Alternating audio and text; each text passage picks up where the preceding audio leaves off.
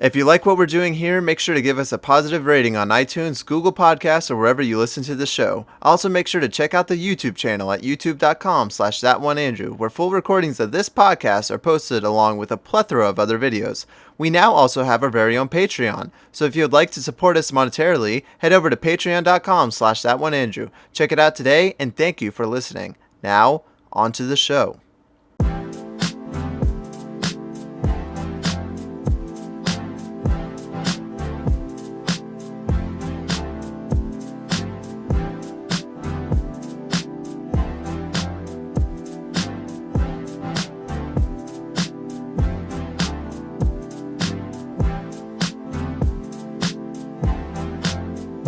Greetings, everybody. Welcome to the Gaming Block Podcast, the number one podcast for all the pertinent video game news spanning across all platforms, including Xbox, PlayStation, Nintendo, and more. I am your host, Andrew Arana, and today I'm joined by the bad boys of video games, Jake Ward and Roger Bennon. On this week's episode, we will be discussing Star Wars breaking free of its EA overlords, a big Resident Evil event coming soon, Bethesda getting a big title, and CDPR. A lot of CDPR news, guys. Like, there's so much CDPR news. When isn't there? It's kind of crazy how much CD Projekt Red news there is. But before we get into all of that, Doesn't surprise me. tradition dictates that I ask you guys how you've been the previous week. It's been 7 whole days since we last talked to each other. How are you guys doing? How's the week treated you? It's been okay. Yeah, it's been fine. I've been playing a lot of Ghost of Tsushima. I'm jealous. I've been working a lot. You know what? We can just jump into what we've been playing. Jake, tell us about Ghost of Tsushima. It's been pretty good. So I found out that they were getting rid of the PlayStation event outfits from the multiplayer. So I hopped on there and grinded out, unlocking all the characters so I could get all the outfits for them. So that was a lot of fun doing that, and I also just started playing the campaign for it. So after going through the multiplayer, I pretty much just know how to do everything. But I get really reliant on the grapple hook and stuff from what it was already unlocked in the multiplayer. So a lot of times I'll just jump to try and grapple and be like, oh nope, can't do that, and just die. Yeah, wait, so used to it. And Ghost of Tsushima. I didn't know. I thought that was a single player only game. I didn't know there was a multiplayer. It was, and then they added. It was in September or October. They added a multiplayer. Yeah, it was a couple months after release. They were like, "Hey, by the way, here's this free update." It's co-op, and it has a firefight mode in it, to where you just fight off waves of enemies until the end. There is an end to it. It's not endless in the wave ends. Mm-hmm. And then you also have a co. That's where you can go through. So the survival is 4 players and the story is 2 players. Should I get Ghost of Tsushima or Last of Us Part 2? Which one would you guys recommend? Have you played the first Last of Us? Yeah, it's one of my favorite games of all time. Okay. I mean, if you got Ghost of Tsushima, I'd fucking play with you all the time on there, but you can get Last of Us 2 and just play by yourself. I feel like this is a big comparison now. What should I get? Last of Us Part 2 or Ghost of Tsushima? And I think it really... I played really badly, but I don't know. Are you looking for... we'll see even there. My whole thing is, after playing both and beating both, it's hard to recommend Ghost of Tsushima over The Last of Us Part 2 unless you're super into the Japanese culture and into the samurai stuff. If you're into that a lot, I recommend that. But if you're just comparing it apples to apples, gameplay to gameplay, graphics to graphics, even soundtrack to soundtrack, Last of Us Part 2 is better in every way. Okay. I think the only reason I would want to get Ghost of Tsushima or Last of Us Part 2 is everything about Last of Us Part 2 has kind of been spoiled for me. Uh-huh. So I still want to experience it, but that's I don't know anything about Ghost of Tsushima. That's also the thing, is that the story in Ghost of Tsushima is pretty, what do you want to, run of the mill. It's pretty okay, I see where this is going. This is pretty there's no big whoa, or there's no really emotional ties. I'm watching Jake replay, and I was like, oh yeah, I like this side character. What you see of them now, that's them. They Yeah. don't Well, I mean really. that's all I've I been know. doing is side quests. Well, yeah, but like even I'm just saying like character development in the game, there really isn't character development in the game aside from you, the player. But even then, it's kind of weird how they do it. They kind of force you to develop as a character. And obviously, in Mhm. The Last of Us, you don't really have control over what the characters do. But there's definitely like deeper meaning. There's more growth. There's more, definitely better characters in Last of Us Part Two, and the story is, however you like it or not, that's up to you. But the story is objectively better written than Ghost of Yeah. Tsushima. Yeah. I mean, it has a lot of emphasis on it. So Mm-hmm. But that's a hard one. Like it really just comes down to preference, honestly. yeah, it'll probably just honestly just be like whatever I'm in the mood for at the store when I'm Mm-hmm. purchasing. Hmm. I will But say too, playing through Ghost of Tsushima, it gives me a very similar feeling when exploring the world to Breath of the Wild. Like just this oh, really like pleasant I, open world to kind of run around in, and honestly, I um, really enjoyed that. I mean, mhm. that Breath of the Wild was like as an open world experience. It was such uh, just a fresh breath air, like in a long time. I got so used to the Ubisoft formula that find stuff Ironically, myself was so. I know. That's well, we'll I get was into gonna that. say, ironically, if you're looking for a Breath of the Wild type game, and you say a Ubisoft type game, Immortals: Phoenix Rising. If you're in the mood for Breath of the Wild, I've heard that game is like Breath of the Wild 2.0. Yeah. I've heard that too, Oh, actually. we're getting Breath of the Wild 2.0. Sometime maybe, Eventually. eventually. But I will say like it's not as freeform as Breath of the Wild, to whereas like you can go wherever you want, except there's one giant part of the island that's locked off until you do a certain story part. Um, I but can do that. with Breath of the Wild, like you have all the like uh Sheikah Slate powers. You don't have really that much freedom over the environment like with that as in Ghost of Tsushima. But like you can't climb everything. There's specific spots you have to climb up and down places. I think that Um, works for Ghost of Tsushima though. That was kind of the problem with. I mean, we've been down this rabbit hole before of Breath of the Wild. Why I don't think it's as amazing as everyone says it is, mhm. because when you do that freeform game design, you lose what Ghost of Tsushima has. You can't have structured stories that way. You can't have I don't. a lot of the environmental puzzles in Ghost of Tsushima, a lot of the temples and stuff, if you could just climb anywhere, like most of those are thrown out. Like you can't do it. I So don't know. I'll A kind lot of of times, agree to what Breath of disagree the with Wild you would do though. is they would throw blight or rain. Yeah, I'll agree to disagree. I would say just you can have a cool narrative. It just Hmm. wasn't really the focus of Breath of the Wild, kind of specifically. Like that Hmm. wasn't And what they were going for. you can from have a what I've For heard in the me, sequel, for me, solving a um, yeah, for me solving they're the gonna remedy puzzle that. the unintended way was a lot more satisfying than whatever environmental puzzle has set up for me. yeah. I mean, Yeah. you can have a story. I meant like the way that Ghost of Tsushima has their story. If you just had Mhm. the whole island opened up, you couldn't do it that way. Yeah. Yeah, I mean It those just games were made from different beginnings. They had Yeah. different mhm. lines how they're And going one to do thing it. like That's Ghost of fine. Tsushima has is like that game is structured around them knowing that you only have one way to do the puzzle and it's the way they intended you to do it. With Breath of the Wild, it's cool because there's so many different ways you can solve the puzzles in that game. Well, sometimes. Yeah, I mean I mean, there's very a lot of the like puzzles are like there's three different ways you can solve it. It's not like you can solve it anyway, but most of them had to do with like using the magnetic stuff or the ice stuff or things mhm. like that. Like it's I mean it just baffles me like how some people end up doing things in that game. well, Like yeah, and then really out of the Dude, also speedruns box. of that game are amazing to watch. I was about If to you've never seen a say Breath of the Wild speedrun, you have to do yourself a favor and it's watch kind one. of it starts falling into that realm of being broken. It's so Yeah. open, and which makes it entertaining. I don't think that's bad. I think, Mhm. like you said, speedruns. It is one of the most entertaining speedruns ever because you'll see these people freaking get on the starting island, get the magnetic thing, get on a boulder, and then fucking spin in midair and get a Yeah, hyper potion and kill Ganon in 4 seconds. It's like, okay, that's pretty fucking cool. So Yeah. It's just like yeah, Ghost of Tsushima works the way it is. They like the game would have to be completely redesigned to work in a Breath of the Wild yeah. sense where you could climb everything.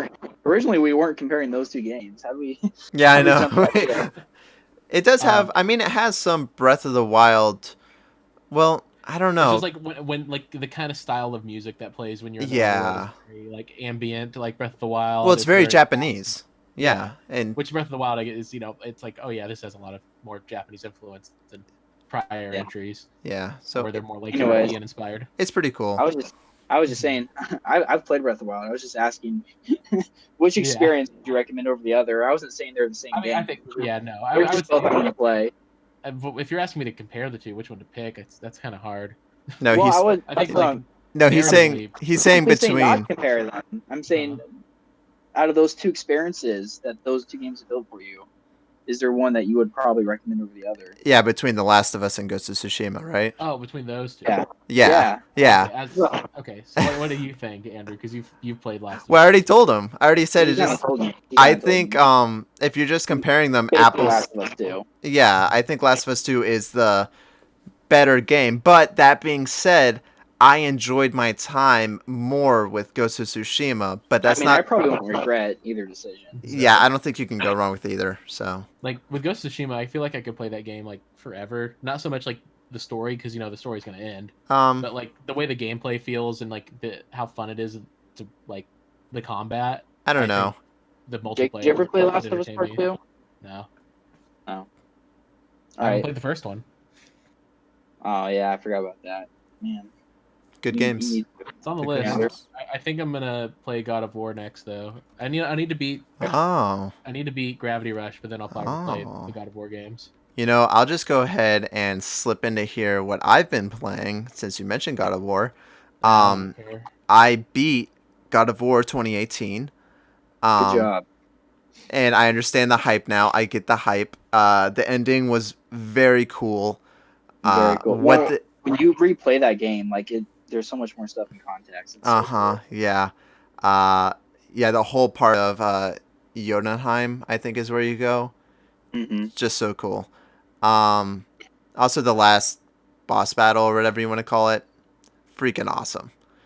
Oh yeah. Where Very you know, cinematic almost. don't want to spoil anything, but when the person controls the thing in the ice and Mhm. that's like towering, it's so cool. Yeah. But I beat that Okay. and I was like, Good. all right, I'm excited for Ragnarok now. And I did a thing where I was like, I've never really played God of War, any of the other ones. So I've been playing through the original God of War from 2005 through PS Now. And it is definitely very different than God of Yeah. War 2018. Yeah. I have tried that, and for me, it's a bit of a struggle because they're just not. I don't know. They're not They're not the all same like at all. they're not the type of game for me, honestly. I mean, they're just kind of generic. I know I'll get just roasted alive for saying that, but they're kind of generic. I've played other games like them, and See, that's the thing.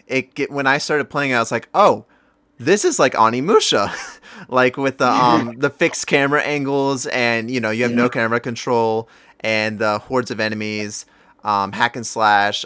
It really, honestly, like if you put Onimusha and the original God of War side by side, they're very similar games, which I love because I love Onimusha. So I'm having a blast with it. I'm probably 3/4 of the way done with the game, so probably beat it sometime in the next couple days, and I think I'm gonna just hop into God of War 2 and play that next.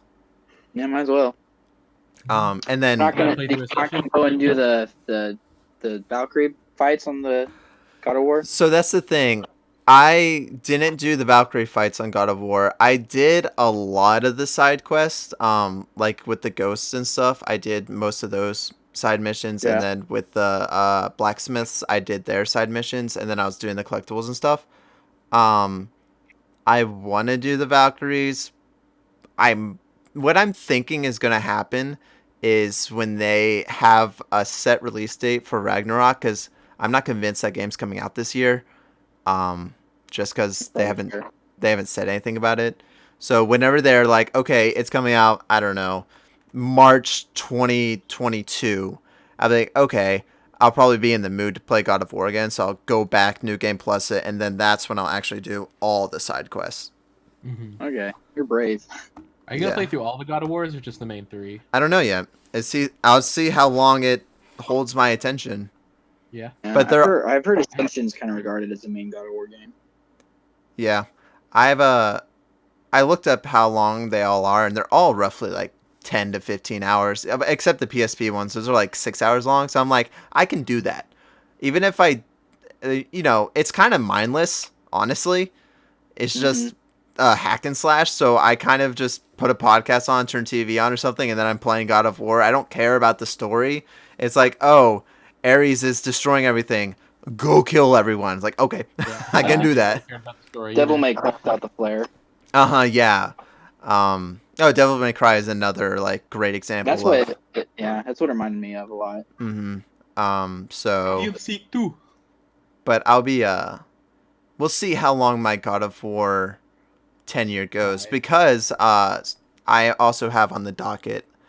I need to go back and beat Yakuza, and then Star Wars Jedi Fallen Order. I never have actually really played that game, and it got a PS5 update that plays it at 4K 60 frames. Oh, So, that's what that was. I just downloaded that game like 3 days ago.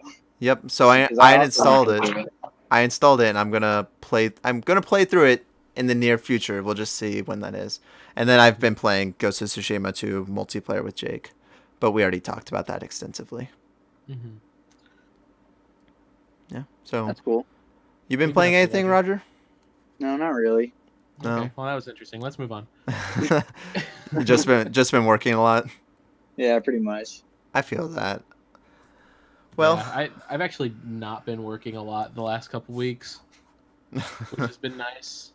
yeah. But I wasn't even around my Xbox for like most of the week, so We all get into those traps, or it's not a trap, but it just happens. Adulting happens sometimes, and we have yeah, we're to. trying to ignore it when we can. But Mm-hmm.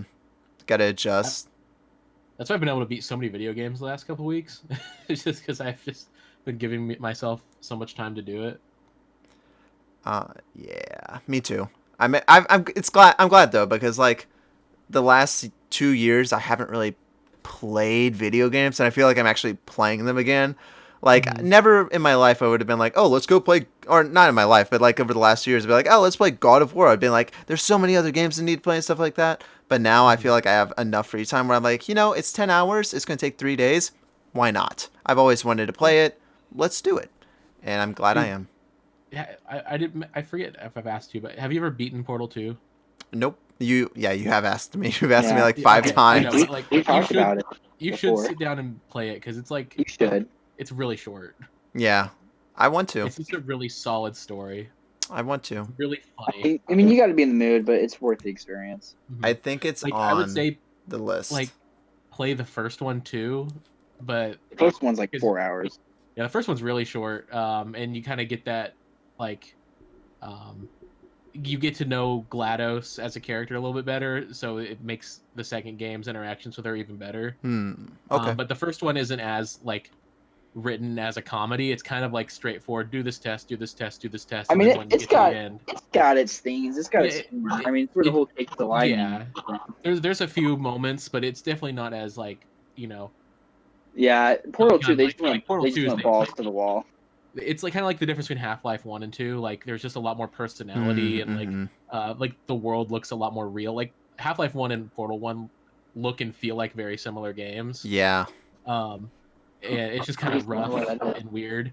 But Portal 2, like honestly, the graphics hold up today still. Like Oh yeah. No, I I still think it looks great. I've played Portal 2 quite a few times. I've just never beaten it.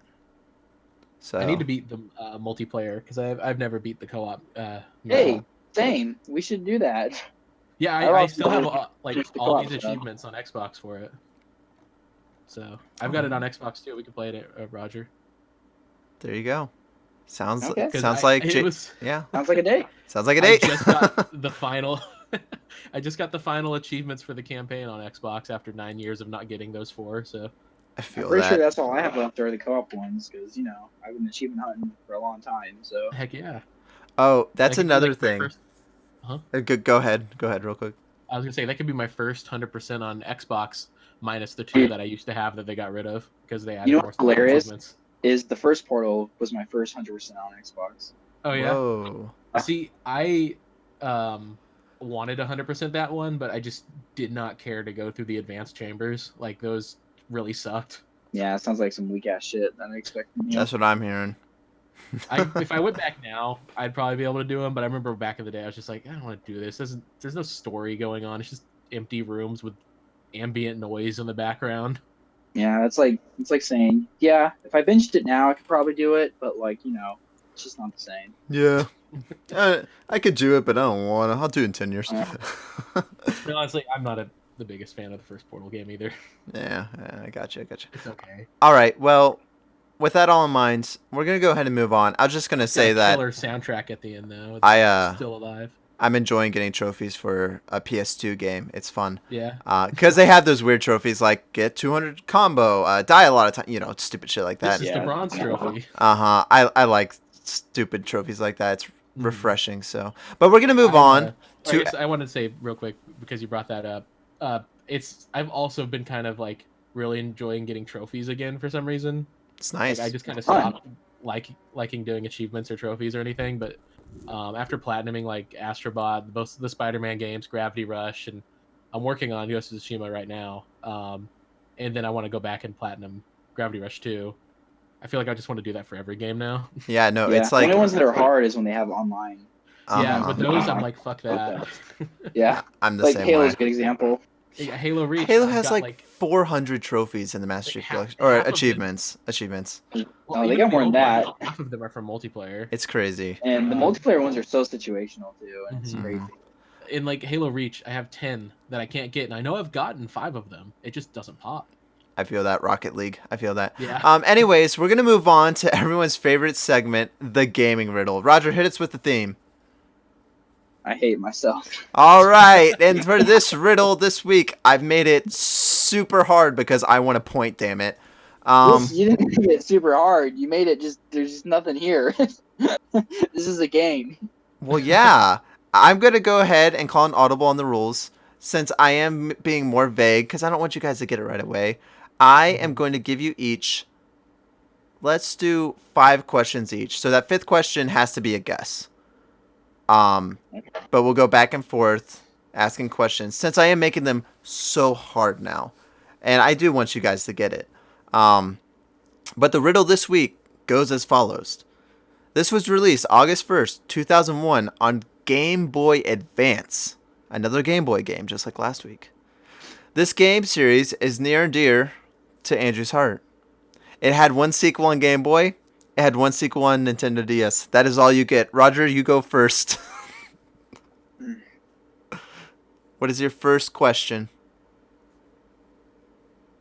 Are the sequels numbered? Or are they like... That is a good question. No, they are not numbered. Okay. Jake, it is your turn.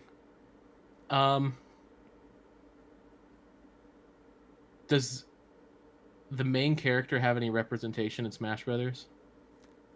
That is a good question. And the answer is... Okay, so wait, what did you say? Say it one more time. Does the main character have any representation in Smash Brothers? Yes. So he has representation. It doesn't mean he's a playable character. He has representation. She has representation. Is it Golden Sun? You motherfucker. How'd you do that? Yes, it is. It is Golden Sun. How'd you do that? I don't know. That's just came my mind. Jake, was that what you were thinking?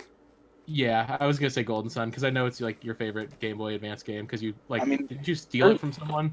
I did not steal it from someone. No. What happened was, I had Golden Sun, the first one, and I loved it. And then my brother found this bag full of Game Boy Advance games, and now thinking back to it, that bag was worth hundreds of dollars because this was back in like 2004 or 5. So Game Boy Advance games were like, expensive and relatively new, and there was like 10 games in there and some DS games. Or maybe not DS games, but there are definitely like 10 Game Boy games in there. And the second Golden Sun game was in there. I was like, I'll take this. Yeah. Okay. I'm like 9 years old. I didn't steal it. No, like they brought the bag home and they were like, look at all these games. And I was like, oh, I'll take this. So your brother stole it. I think my mom. Well, what I think happened, what I was told was the barber, whatever, lady, haircutter lady was like, yeah, someone left that there. Do you want it? Like, sure. Take it. They have a Game Boy. And that's how we got a bunch of games. But Yeah, I yeah, remember you telling me that story. I guess just got a little bit of the details scrubbed on it. yeah, I did not steal it. If anything, the barber stole it. Yeah. Damn, I Um, remember you like found one in a bag, and I was but like, oh. Roger, that was amazing. Good job. I should limit you guys back to 3 questions. You got it so fast. Well, it Uh, wouldn't have mattered. and fun fact, I've never played the DS Golden Sun game. I actually Yeah. forgot I that didn't know it. there was one I forgot until- it existed. At first, I just put there was a sequel on Game Boy, and I was like, "Oh shit, yeah, they made a third one on DS." So, and then of course, Isaac is a trophy in Smash Yeah. Brothers. So, there Well, you he's go. also a assist trophy. That's what I meant, an assist trophy. Oh, okay. Yeah.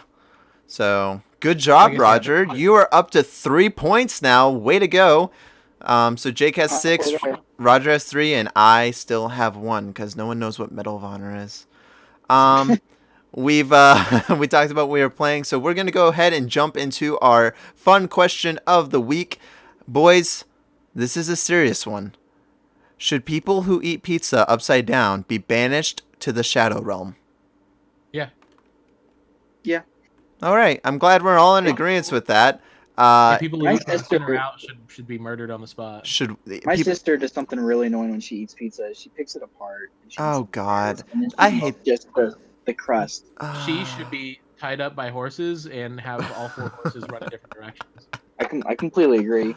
Every time she does it, I hate her for it. I don't understand because there are people that do that, and then there's people that eat pizza upside down, and then yeah, pizza like from the crust, and I'm like, guys, this is literally the easiest thing. It's food with a handle, Have you you ever know? seen people who fold it like a taco and eat it? Yeah, I was about to say that. You see people Or that they roll it up. Yeah, they roll it up like, which you know what, I can deal with that, the rolling it up, because I get it. Yeah. Sometimes it's too big. You want to get better grip on it.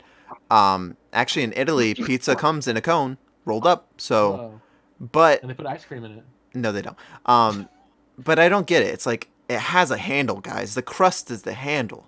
Like it's I mean, Eat clearly it with a knife and fork. I mean, it's pizza. Just eat the fucking thing. just eat the fucking Yeah. thing. Yeah. Stop picking it apart. Stop turning it upside down. Don't make it into a sandwich. Just Listen, eat this the is how damn I eat slice. pizza. It's all Pizza Hut's fault for all those ads where people eat the It's stuff not. that's first. Well, you know what? People got Maybe in it their head, is. and they're like, Maybe it "Oh, is. That's how you eat pizza. Little kids, they see that. and they're like, Now I "Oh, want a stuffed crust pizza. Thank we'll you. order one, and then we'll Dude, eat me it too. together." Can you order me one? Get up here. For All starting right. best, Yes, or else I'd send you a surprise one. All right, we're gonna go ahead then. I'm glad we're all in agreement with that. Honestly, Yeah. I would have had Yeah, to. too. I would have had to ban one of you. Well, Um, actually, We're gonna go ahead and move into the news for the week. Jake, hit us with the news theme.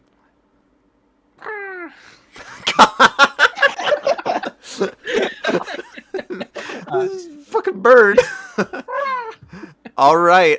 Some quick news topics before we get into the big news. And before we get to our main topic, of course, is I just wanted to throw out that Bayonetta 3 is still happening. There's a recent interview with the director, and he was saying Bayonetta 3 is happening, and more news will be will be shared this year along with some of his other dude, unannounced titles. That's over at Platinum Games, and then Bayonetta 3's coming out. who That knows? means Metroid 4's come around the corner. Maybe. And then there's another news topic saying that Switch took up like around 85% of the console market share in Japan. So Japan loves the Switch and they're not buying anything else. If I had to imagine, the other 14.9% was Sony. So Yeah. Well, no, not every Xbox is out. yeah, they sell like 20 Xboxes. So It's so crazy how bad the. I mean, I understand why, but like how bad the Xbox sells over there. I know, right? It's so bad. I mean, they got so many other options too that like we don't even hear about. Yeah, They got the arcades. they do, which are all shut down because of COVID.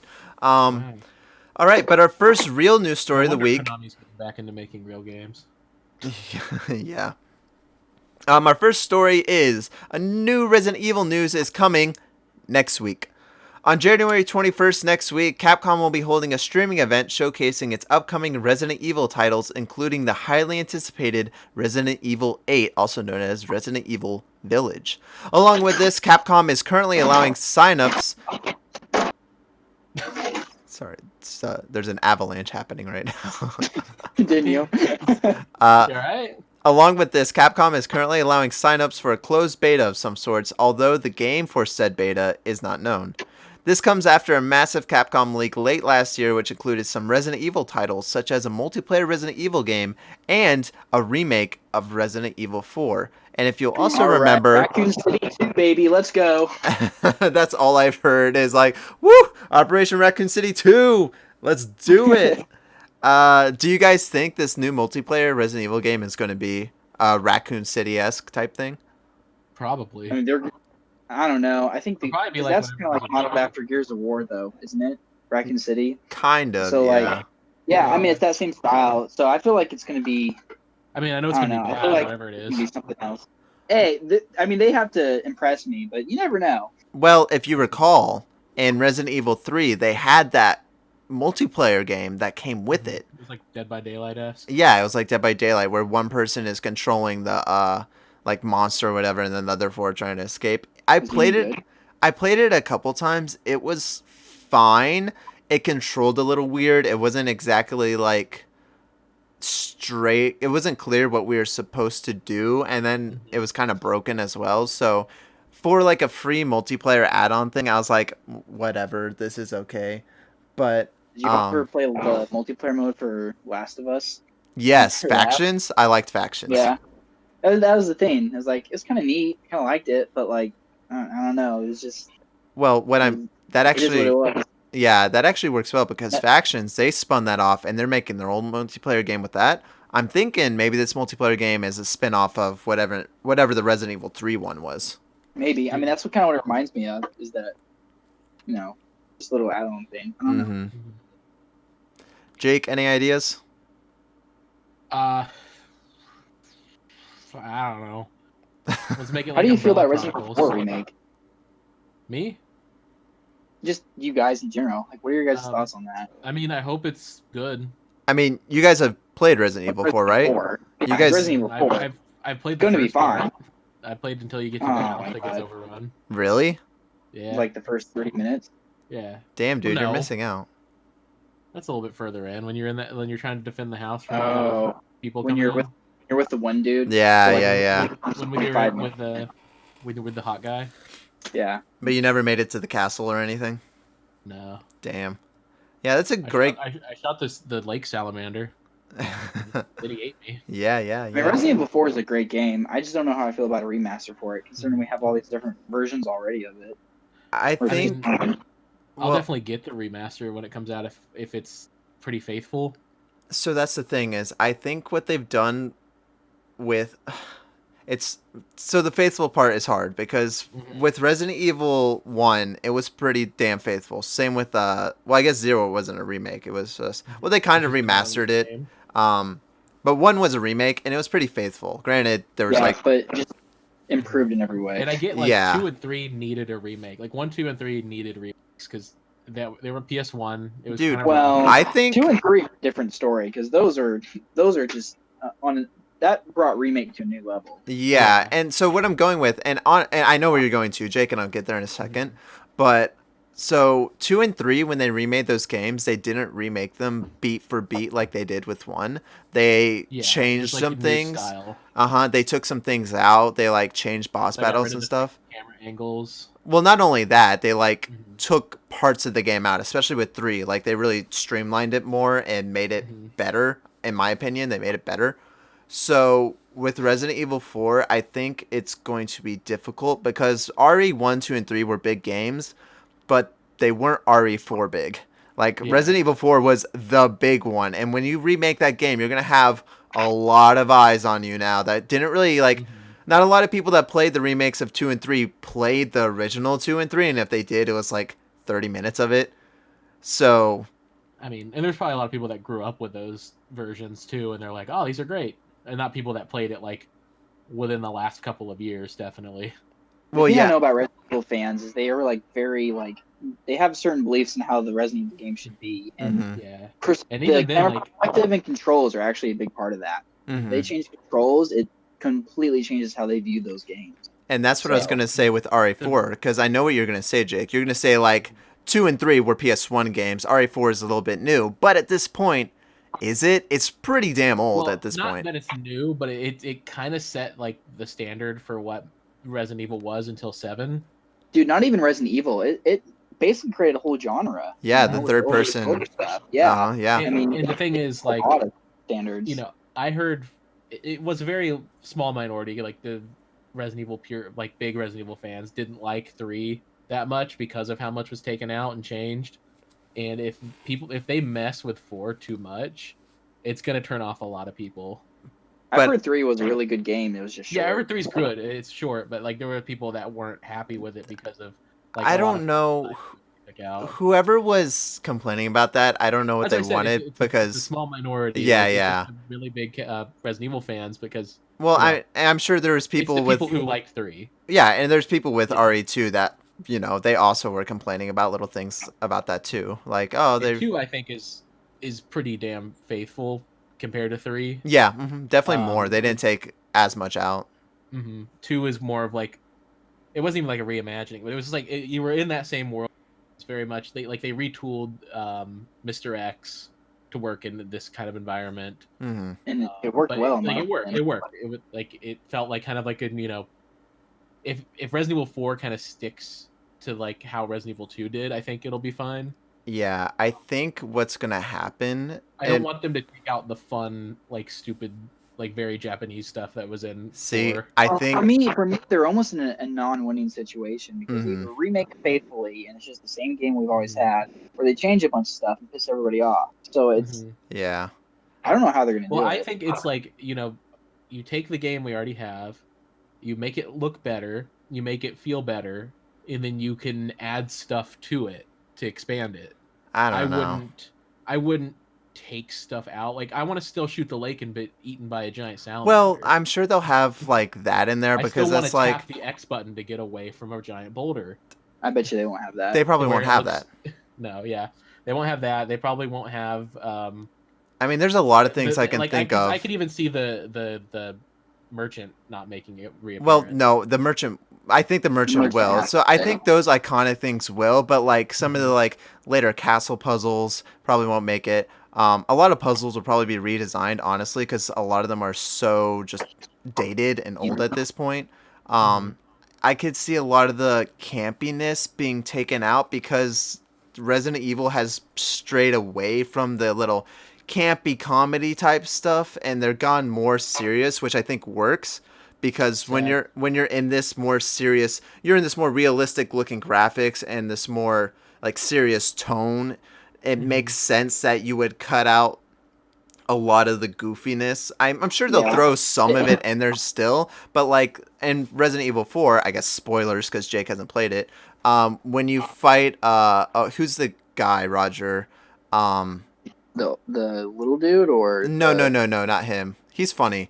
See, and that's I think they'll keep the comedy with that. Like that dude, Zolif. I'm losing my Resident Evil. I can't remember their names for the life of me. I'm losing my Resident Evil 4 fan card right now, but you know who I'm talking about. Like he's kind of Yeah. like witty and he's like sarcastic and stuff. Like go ahead, bring it on, that type thing. That'll still be there. I hope But the dog that you like help will still be there that comes and helps you out when you get in that one boss see, battle I with the think big those dude. little things will be there because they know that like those are kind of the things that make Resident Evil 4 Resident Evil. But I think the other things like the awkward controls or maybe this area 'cause- we can take this part out and we can make the map more streamlined because when you look at that map at the beginning it's kind of weird. It makes kind of like a big circle and then it's just, I don't know, weird sections and parts and just platforms that cross over because they had to make a wall so you couldn't go right there. You had to solve a puzzle. So that's what I mean, like things like that I think they'll redesign and they'll change to make it more modern. And damn it, they better still have Ashley get mad at me when I look up her skirt by accident. Oh my goodness. As long as Leon at the end is, you look good without glasses. You want to go out on a date? Yeah, and the riding away on the little jet ski. So I do you hope guys I can still have Ashley go in a dumpster, let me clear out a room, and she's not in danger. I'm sure they might streamline that too, because that game does turn into a big That's a good mission. escort mission. If they do change anything, I hope it's not that if you hide her somewhere, people can grab her out of there. Oh well, no, I'm sure They'll not. probably rework how the whole thing works. I'm Yeah, sure. They'll give I'm her a gun. as long as he say as long as he says wait and follow me every time you hit the button. Like Wait, follow me. Do you guys think this game will be announced at this thing, or do you think it's a little too early still? For 4, Mm-hmm. I think they'll wait until 8 is out before Yeah, I we see think- much of it. Like I I could think see they want to hype up like as much as possible.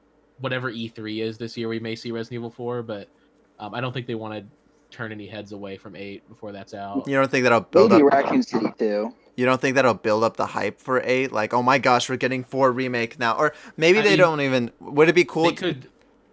Leon could be in 8. They could reveal that Leon's in that. It would be a good way of getting people interested in a game around Leon again. Because at this point, you got to think. It's crazy to think, but there's probably Resident Evil fans that haven't played 4.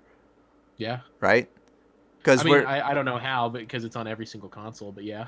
I mean, every Resident Evil game is on every console, but Yeah. you know, maybe they started with 7 and then they've played Remake 2, Remake 3, and now they're gonna play 8. They've never played 4. Because there's a lot of history there. Like a majority of fans of Resident Evil, especially newer ones, would probably have picked up 4 at some point. Yeah. Unless they're like very, very new. But just because of how easily accessible it is to get, and Maybe how much people hype it up, there's probably no way they haven't heard of it or at least tried it. I feel like, I don't know, I think God of War is a good example. Like, it would be kind of crazy to be like, oh, God of War's coming out. You've, of course, played a God of War game, like God of War 3, right? That's one of the most popular ones. It's like, well, no, I haven't. Yeah.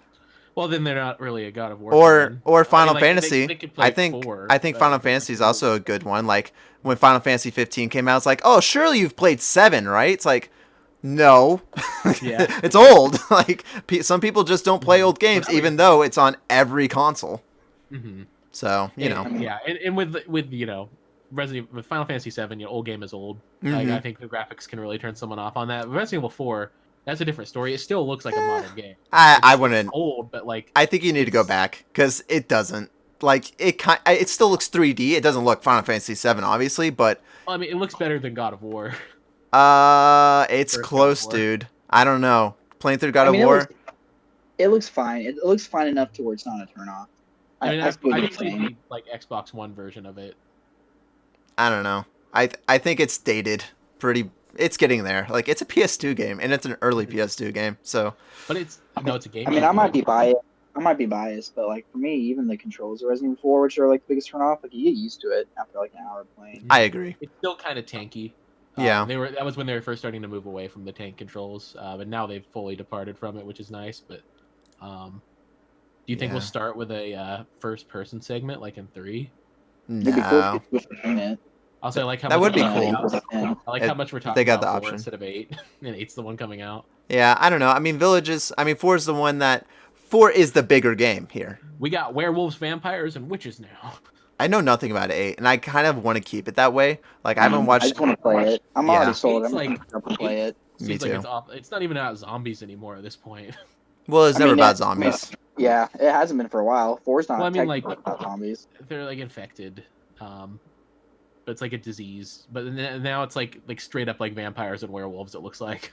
Well, I mean, they've I'm sure always there's some protection. kind of had things like that. I mean, if you play the what was the 3DS one and stuff, those weren't people. Revelations. Yeah, I mean, those weren't people. Those were blobs of stuff. I don't know. The Blob. Resident Evil's always in that. Anyways, we're gonna move on. Exciting Resident Evil stuff. We'll definitely talk about that in the next episode after we all watch it. Of course, at least I will watch it. And what is this? January 21st. So tune in, and it's a live stream. So you know, I'll watch the highlights. yeah, watch the I'll highlights. probably be at work. Our next story though is a big one, especially for us big Star Wars fans here, and that is Star Wars is no longer exclusive with EA. Praise the Lord and everyone above. After a 10-year long deal cut short, because it's only been 8 years, It is now apparent that EA will not be extending their exclusive contract with LucasArts and Star Wars. Thank God. This all comes way of Ubisoft, of all people, announcing that they are currently developing an open-world Star Wars game. The studio making it, Massive Games, is best known for their Tom Clancy Division games and the upcoming Avatar game, based on the movie, not the anime. This paves the road for any developer to partner with Lucasfilms, hopefully, fingers crossed, and create a Star Wars game. Not just one finger crossed, Impressive. 2 fingers. Finger nodded. I do want to add that in the 8 years that EA has had Star Wars, they did a little press release saying that they were happy with their success in Battlefront, Battlefront 2, the Star Wars mobile game. I don't know what it's called because I don't play mobile. Jedi Fallen Order, and then Star Wars Squadrons. Of course, people could look at that as a failure, seeing how Battlefront the original was pretty lackluster with content. Battlefront 2 launched pretty broken. No one cares about mobile. They've canceled 2 games. We lost Star Wars 1313 because of this exclusive deal, along with countless other games. But Jedi Fallen Order was good, and Star Wars Squadrons seems to be okay, good, I guess. I wouldn't blame EA for 1313. That's more of Disney shutting down LucasArts and their own gaming platform. Well, that's because they got the exclusive deal, so they shut it down. Oh, is that what happened? Yeah. Mm-hmm. Okay, well, fuck EA. Oh, yeah. Mm-hmm. Which this is great because if you guys recall, during the whole Battlefront 2 fiasco, there were news reports of like Disney calling EA being like, what the fuck is going on? Because Battlefront 2 launched so poorly, and now we see what those calls were about. They lost the exclusive rights, which I think is fantastic for everyone. Yeah. I think it's also just goes to show like how the industry was moving towards releasing more and more broken games on the shelves. Like Disney wasn't having any more of it, so EA had to kind of shape up. Now we've got they still do it, yeah, and then still, like Madden stuff. But yeah, Madden still comes out broken, but I don't think the NFL cares because people still buy them. Yep. And they don't complain. Yep, they make money. So, but I think with Star Wars, this is only good for the brand. It's kind of like with Marvel. Like Marvel does it right. They let people make their own exclusive titles. So they let Square Enix make Avengers. They let Sony make Spider-Man. They let Nintendo make what's it called, Ultimate Alliance. They kind of spread it out. They let people make Marvel games. They have their mobile division and stuff like that. And I think Star Wars could work really well in that setting because EA announced that they're still going to make Star Wars games. So it's not like they still have Battlefront. It's just not exclusive. It's just not exclusive anymore. The IPs that they've created are still going to be made as sequels and stuff like that. And it does. I don't hate all the EA games, but I'm ready for this. For me, I'm not as excited for Ubisoft because I'm not I'm a little mixed on Ubisoft, but just the prospect of, it's an open contract now. That's what I was gonna say. Also, was that of all people, Ubisoft gets it. It's like, damn it. That's probably the second worst studio behind EA. No, Activision would probably be it, but they're up there with really Ubisoft. Fuck.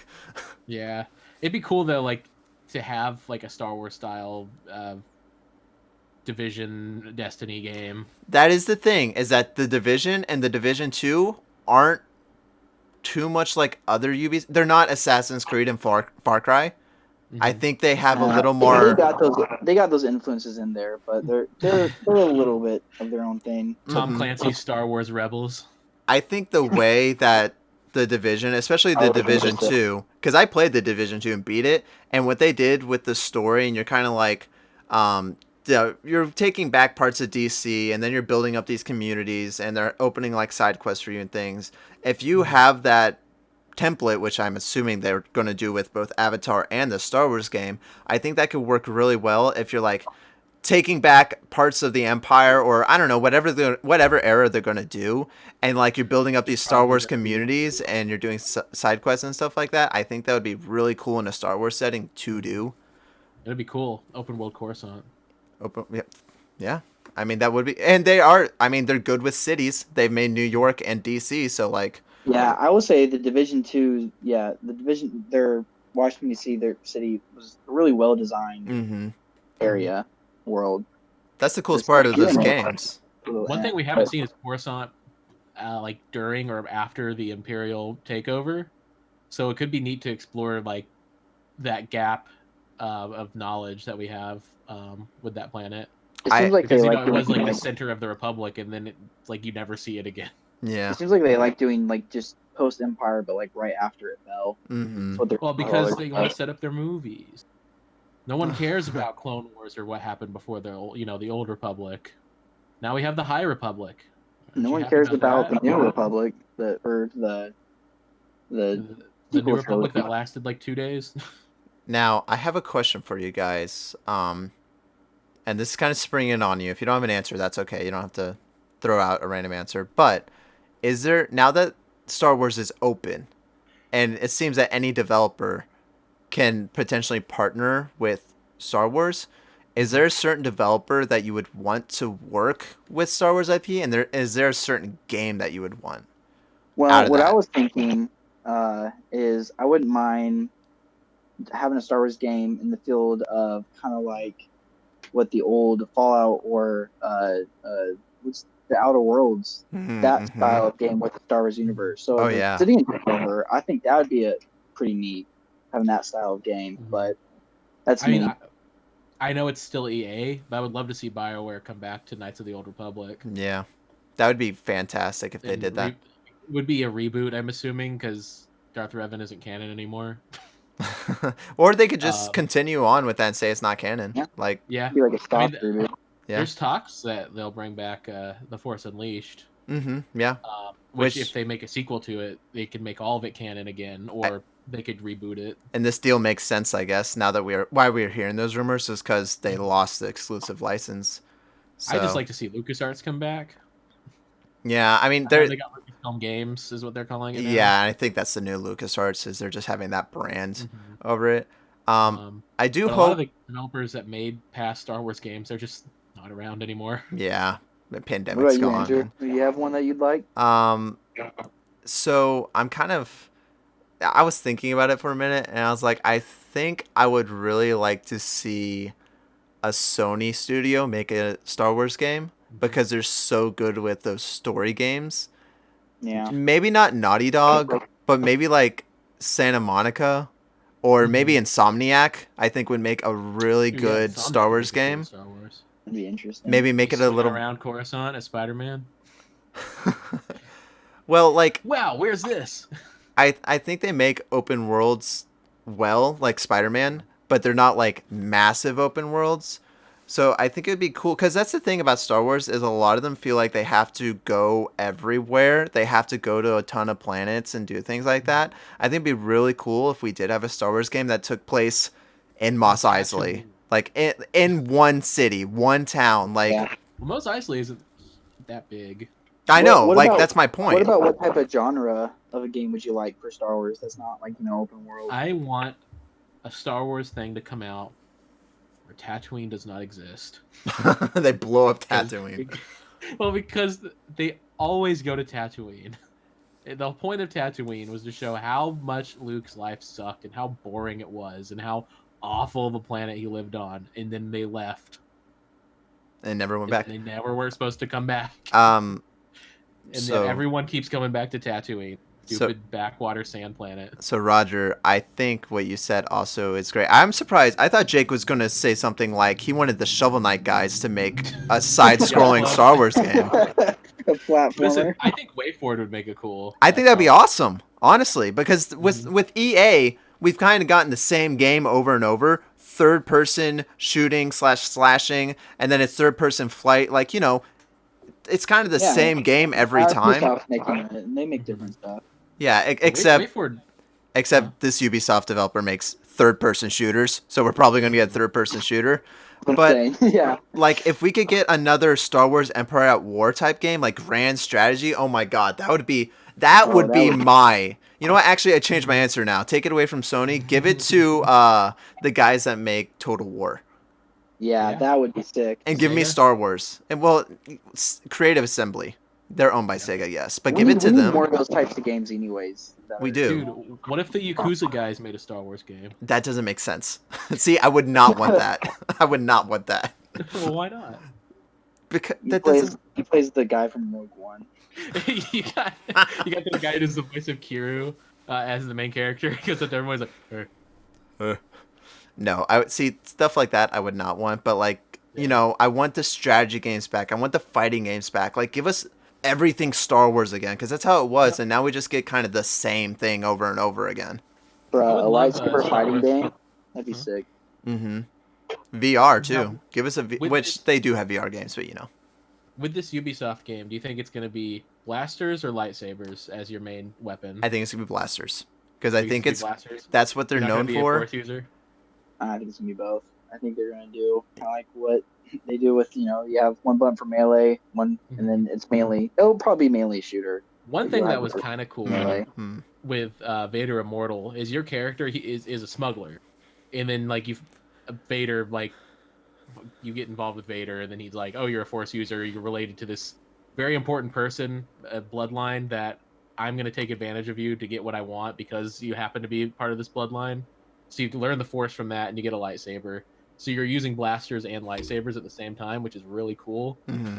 You never really see that with other characters. Like Luke has used a blaster, Okay, and same Luke's with Rey, right. but they've never used a blaster in tandem with their lightsaber, Yeah. which that's really cool combat idea, and just as a character is pretty neat that you just have both. Mm-hmm. But like a gunslinger that gets a lightsaber would be cool, You can be like Skyrim, where in one hand you just have a gun, the other hand and have then a you gun. shout at people with the force. Yeah, I think this is really exciting, and I don't know. I feel excited, but also anxious with Disney opening it up because I don't want them to open it up and be like, okay, who has the highest price? Ubisoft? Okay. Activision? Okay. I want them to Like be like, okay, who has the good next ideas Star for Wars is games? back. Yeah, I don't want that shit. But I also don't want just the AAA big games. Like, give it to WayForward. Or give Yeah. it to Creative Assembly. Like, be like, hey, we'll license out the Star Wars game that you want to make. Now, obviously, we're not going to give it to anyone. It's not going to be shit. But if you can prove, like, hey, you make good games and you have a good idea, we'll give it to you. I don't know if Disney's going to do that because Disney is honestly worse than EA. They are yeah. one of the Disney is worst companies in the world. So, especially when it comes to their properties. Well, the thing is, too, I could see us just getting a bunch of Star Wars games now, which will probably have a mix of really good ones, ones that suck, and then we won't get any more from that developer because Disney will be like, well, that didn't work. Yeah, which I'm And they'll fine probably with. they'll probably like we'll get a bunch until they kind of figure out who is best at getting a good game out for them. I hope That so. you know, and the thing is too, like they'll also look at numbers, I'm sure, and if it sells well, they'll be like, okay, you can make another. Well, yeah. And that, and, And I'm I feel sure. like any Star Wars game is going to sell well at first, especially when they first start coming out. But once we get a bunch, we'll kind of see what happens from the there. variety will be nice though. Yeah, I would like a lot of different styles. I kind of hope people don't try to go for the Battlefront style over and over again with these games. Or like, I would love another, Force Unleashed style game or Jedi Fallen Order. Those are fairly similar. Well, I'm sure Jedi Fallen Order setups. 2 is going to happen. Mhm. Like that, I'm Oh, sure yeah. that sequel is happening. Dude, if like Fallen Order and Force Unleashed like merged, like crossed paths, that'd be really cool. Maybe that Because is. they kind of take place in similar timelines. I was about to say maybe that is Force Unleashed 3. Is that they're just like, hey, let's do this, cross it over. Mhm. That'd be awesome. I would love a bounty hunter game. That'd be cool. Mhm. Like maybe not like Star Wars Bounty Hunter No, because that game's a little rough. it's But a old. game where you like you're not a Jedi or just some random rebel or stormtrooper. Yeah, And do not. it. Do it. we get Do so one many- where the Jedi are the bad guys. That's what I want. That'd be Yeah, like, let me awesome. play as the Sith Please, and- please. Dude, They're but so then scared halfway to through the do game, that. you turn into a good guy. I don't know why they're so scared to just let you be a Sith. Like, please, let That's the me thing, kill like, the Jedi. Even in the Vader Immortal, you're being trained as like Vader's apprentice, and then it's like, okay, well, you have a good moral compass, so you're not gonna go along with that shit. I hate it. I hate it. It's like a Anyways, flip too. the future of Star Wars looks a little brighter now that EA is not the sole way forward. Excited about that. Hope that we get some really good games out of there. Please give me Star Wars Empire at War 2. But I'd love moving to see on. another Rogue Squadron style game. Oh yes, that too. Which we kind of got with Squadrons, but it wasn't Well, I want like exactly. a tour through Star Wars staple moments. Like we never Mhm. got that for the prequels. Yeah. We only ever got the original trilogy. Well, that's not they're true. great, With but- Starfighter, we kind of did. Starfighter. Star Wars. Oh, Jedi Starfighter. Yeah. Mhm. Yeah. I guess. Those Was were that more or Part less. 5? Those were the spiritual successors of Squadrons. So, I want the dum dum dum. yeah, I know what you want. You know their music. I want to load that up. Yeah. All right, but Okay, moving well, on though, in other Lucasfilms news, there's a new Indiana Jones game being made by Bethesda. What is happening? I would not have believed you if you told me this like less than 6 months ago. Prior to Star Wars news, Bethesda announced that they are developing an Indiana Jones game. Machine Games, the makers of Wolfenstein and Wolfenstein 2, will be heading the project. The game seems to be very early in development because all we saw was I don't even know what we saw. It was just like kind of a map, and it was like a slow pan, and then it was like we're developing. It was a very very short teaser. It was they showed us a bunch of Indiana Jones stuff. Yeah. On a table. There is, however, no word on if this game will be exclusive to Xbox in lieu of the purchase of ZeniMax Studios by Microsoft. So this I feel is like this is something that's been happening for longer than this buyout, I'm sure. So that's where I guess I'll start there. Do you guys think that this game will be exclusive to Xbox and PC? I don't think so. At least I don't think it would be smart to do that. Mm-hmm. I don't think Indiana Jones has that big of an appeal they haven't anymore. Acted that way. They haven't acted that way yet, so like I'm just gonna stay on the default and be like, as of now, it doesn't seem like it will be, but I guess it'll kind of depend on what Bethesda's next few games, how that turns out. Mm-hmm. And I'll say, like, Indiana Jones, it's a beloved series of movies minus one. Past tense beloved, because no one really talks about Indiana Jones anymore. It's kind of dated. It's old. I feel this is 20 years too late. Yeah. Honestly. Well, and the thing is, like, Indiana Jones has had a games, but they've never been as big as, say, like Star Wars or anything else. Well, really. They've had some good adventure games. Like, I know the Wii one people liked. Honestly, when I saw this announcement, the only people I saw excited, and I'm not trying to like segment anyone out, but the only true excitement I saw were Xbox fans being like, "We got an exclusive Indiana Jones game." That was it. Like, no one was actually excited that it was Indiana Jones. The only people I saw excited were, "It's exclusive to Xbox," which we don't even know if that's true. If we get like games too, that's so weird. Yeah, and I feel like I told Jake right when this happened, because I was like, they announced this Indiana Jones game. I was like, we have Uncharted and Tomb Raider, which is Indiana Jones but good. Yeah. So it's like the thing is Indiana Jones. Yeah. I really like Indiana Jones, and I can't really find myself to be excited about this game until I see more of it, and I don't. Yeah, same. As somebody who's a fan of Indiana Jones, it does nothing. Because his games in the past haven't really been anything that exciting. I don't even know. I don't feel like it's a thing for games. I think they're a good movie series back in the day, and that's it. Agreed. The thing is, like, I would love an Uncharted style Indiana Jones game. If that's the direction they go, great. But cool. Uncharted is just Indiana Jones style video game. Like, but it doesn't have Indiana Jones in it. I think the problem. Nathan Drake. I mean, you could make an argument he's bigger than Indiana There Jones. There it is. Because I think the thing about Indiana Jones that made them great was Harrison Ford. Harrison Ford made Indiana Jones great, and it was him you wanted to see as Indiana Jones. No one really gave a shit about the story in any of the movies. God, no. They cared about they were fun little zany things, and he was charming, and that's what made him good. But now we're going to have this developer, Machine Games, which they make badass games. Like Wolfenstein and Wolfenstein 2 are badass. They are in no way Indiana Jones at all. Yeah, you know what this reminds me of? It reminds me when they made the Mad Max game. And it was okay at best because Mad Max was good because of kind of that world, but because of Mel Gibson and Mhm. later Tom Hardy, it Yeah. was a good set of movies. It And it just lends doesn't itself well translate to to a an open game. world. I think it lends itself well to like the style of game they went for, like kind of You would open think world-ish. so, but that Yeah. game didn't do super well. I mean, it went No. $20 in less than a year. I think Yeah. that's just some things don't translate. I think like Mad Max, people like the movies, but I don't think it ever really had the biggest base audience out there. Um, Uh, maybe. I think it like depends. Mad Max is A lot of very weird. people like the new one, especially, Yeah. and there's a lot of people that still like the old one.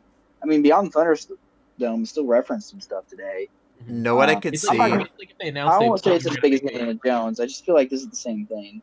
it's like No. if they announced they were making a Dread movie or game, and it's like, oh, cool, Dread's a cool franchise, and if it's Yeah. kind of modeled around the newer movie, like that's cool. That'd be a neat world to explore, but I don't think it Mhm. would really have that much selling value because it's Dread. Know what I think I'll happens? play a Drake game over an Indiana Jones game just from Yeah, the sound of it. You know what it'd I be think cool, like a happens? cyberpunk style Dread What? game. I think they Lucasfilms was shopping around Star Wars and Indiana Jones because they're obviously doing this new brand thing with whatever it's called, Lucasfilm games.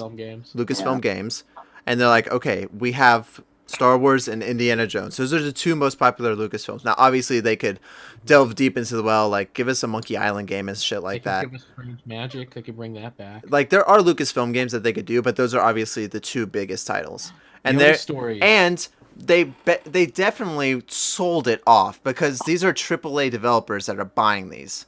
Oh Yeah, yeah. So they I think probably that's who went they're gonna look for they first. probably went like, hey, who wants Star Wars? And Bethesda was probably like, we want Star Wars, but Ubisoft was like, we want Star Wars and we can pay for it. And Bethesda was like, Yeah. shit, we Yeah. don't that Microsoft deal's not finalized. We don't really got that much money right now. And they're like, oh well, you can have Indiana Jones. And Well, they were like, Okay. I when guess, yeah. the thing is too, it could be a situation where they are actually passionate and we're like, hey, we'll I make don't, an Indiana Jones dude, game I because doubt it's it. like I with doubt it. Insomniac, they were like, you can have any Marvel character, and they were like, we want to do Spider-Man, and I they're like, okay, it you could be a think, similar situation like that. Like, what Lucas, do you want but to do Star Wars or Indiana Jones? I'd be Insomniac highly surprised. Mhm. Insomniac makes sense for Spider-Man because Spider-Man fits Mhm. into what Insomniac made. That game Oh, kind of Yeah, that makes well, sense and with they're a Ratchet match. and Clank. That and Insomniac they're and very Spider-Man are a passionate match about made that in heaven. character. yeah, Like, Those guys are match made in heaven. Machine Mhm. Games makes no sense. I think Bethesda said, "Oh, who's not making a game right now? Machine Games, you make this." we And they're made like, Youngblood, okay, I guess." kind of. Kind of. I mean, that was also in co-developed and things like that. So, Hmm. but I'm excited about Ubisoft Star Wars because I feel like this is a team that works for Star Wars. I feel like the Division can translate well into a Star Wars game. And no way do I see Wolfenstein or Wolfenstein 2 translating into a good Indiana Jones game. And I'm not saying that they can't make a different genre because Hmm. game companies do that all the time. Oh yeah, they totally could. God of War did that, and they Yeah, excelled at it. But Killzone to Horizon. Killzone to Horizon, yeah. But I feel like this is corporate telling someone what to do, and it's on a IP that's Mhm. it's popular, but it's not that popular. Like Well, Yeah, out I of feel like like what Respawn. video game developing team would be like, we really want to make an Indiana Indiana Jones Jones, game? like I feel like no team would say that. Like it, I mean, they'd probably be like, yeah, we like Indiana Jones, but there's already Uncharted and Tomb Raider. Why would we throw our fist into this losing Yeah. battle? Because And Uncharted, those It, and the those thing two is, franchises it have has done been some so time. well lately. yeah. It has been a bit since we've heard from Tomb Raider and Uncharted, so it could be them like, hey, this like lull in these franchises are And going know on. what I Let's bet? Know what I uh, bet's gonna happen? They're gonna make this Indiana Jones game because they're like, oh, there's an open gap, and by the time it's ready to come out, we're already gonna have a new Uncharted and a new Tomb Raider. Because I'm telling you right now, or Uncharted. they could all come out in the same year. Did you guys play Uncharted 4 and beat it? Yeah, Oh, I haven't played the fourth one. No. Okay, I won't spoil it, but there's a thing at the end, and I'm telling you, Jake, that's the next Uncharted game, and it's happening. hmm And I then played Tomb Raider. the first three about them, and Tomb Raider's so good. And Tomb Raider is amazing. Shout out to Tomb Raider. I know the sales have dipped only because the Tomb Raider reboot did so freaking well, but they are making another Tomb Raider. The only problem is Crystal Dynamics was fucked with Avengers for so long. But now that they're done with that, they're like, okay, we can get back to making a real game, which is the next Tomb Raider. Because they even said after Shadow of the Tomb Raider, that was the beginning of her origin saga or trilogy. So they have more games, and they're going to make more games. Can I do backflips with dual wielding pistols again? I think it's going to go that way, honestly. Hell yeah. So I feel like this Indiana Jones game, unlike the Star Wars game, is doomed to fail. I think this game is going to have a little hype because of the name behind it, and then it's going to come out and no one's going to care. I'll say, like, let's just wait and see. Yeah, I hope it does well. Because if it's first person, that'll be weird. That would be I don't want it. terrible. I don't want it to be bad, obviously, but it's just like I'm skeptical, really skeptical. Agreed. You're going to have to prove it to me, Machine Games. You're going to have to prove to me that you can make this. And also, we don't know if it's going to be an original adventure or an adaptation of, like, one of the movies or something. True. If they did an adaptation, I think that would be smarter sales-wise. Mm-hmm. More people would be willing to buy it. Kind of like Lego. But you got to get that name like the recognition. Lego Star Wars games, but not Lego. Yeah. All right, well, through the adventures. That's the end for Indiana Jones. Well, tuck that away right now. It belongs in a museum. We're going to go put it in a museum. It could be a tie-in game to the 5th movie that's coming out. That would be terrible. Yeah, I would hate that. Then it would really fail. But we're going to go ahead and move on to our main topic of the week, and that is just titled CD Projekt Red. Now, there is so much... Oh, wait. Hold on. Yeah. Oh, my goodness. Bless you. Oh, my soul hurt from that. All right, timestamp that. All right, so we're going to talk about CD Projekt Red. Now, I feel like we've beaten this horse to death already, except the horse keeps coming back for more. He's like, "Is that all you got, motherfucker?" And it's like, "Yes." How many times we got to teach you this lesson, old man? Exactly. Exactly. So there's actually two different things. One released just today, so I have the article pulled up, and we're going to kind of dissect it a little bit. There's one big thing in there, though, that kind of goes back to what we've been saying about the terrible leadership in this and all that. But first thing was on Monday, I think, Jake, or Tuesday, CDPR released a video called Our Commitment to Quality, which is interesting. And they had a lot of things to say about CyberPunk. But the first big thing I'm going to talk about is the roadmap. They released a roadmap like every big video game has to release a roadmap these days because none of the games come out released. And on this roadmap, they have the hot fixes that they've released, 1.04, 1.05, and 1.06. That is up to now. And in the future, what they have planned is patch 1.1 and 1.2 releasing early 2021. And then sometime in mid-2021, we have free DLC coming our way, which is what they have to do at this point. You can't not give us free DLC. Kind of taking a page from No Man's Sky, where they're like, we're going to give you free stuff. We're going to keep... EA. Or EA, or anyone that releases... Whoever lies about a game and releases it, of course you're giving us free things because you freaking lied to us. Anyways... Yeah, I mean, listen, I'm all for free stuff. I'll take it. And then around the end part of 2021, that is when the next gen console updates are actually going to hit. So already we're looking at patches or what's in the roadmap. Yeah. Yeah, I know. These are all patches basically. Like even free DLC, that's probably just stuff that they promised already that they're going to put in. But in this, there's a whole Q&A type thing, and I want to go over some of them. The first one is, why is there such a gap between PC versions of Cyberpunk and old-gen consoles? Now, if I asked you guys why is there such a gap, what would your common sense answer be? Probably because they're mainly a PC developer. Roger? Yeah, I don't know, because they just didn't optimize it for it at all. Didn't work on it long enough. You're both right. They basically say that Cyberpunk was made for, or they are primary PC developers, and they wanted the game to look epic on PCs and then adjust it to console, which, to be fair, is how every game is made. Every game is made on PC and then moved to consoles and worked onto consoles. It's just weird that they didn't have outsource someone to port it like they usually do. Yeah, they did it in-house, which I think Like, was mistake number 5 billion.